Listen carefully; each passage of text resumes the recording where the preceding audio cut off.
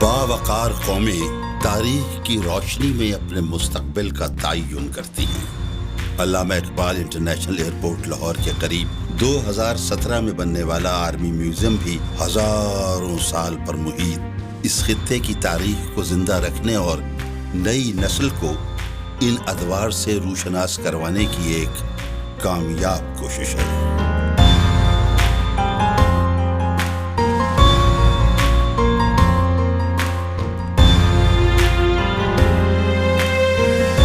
Army museum میں افواج پاکستان کے حوالے سے نوادرات اور ہزارہ سال قبل کی اس خطے کی ثقافت، رہن سہن، معاشی سرگرمی اور معاشرت کی تصویر کشی کی گئی ہے۔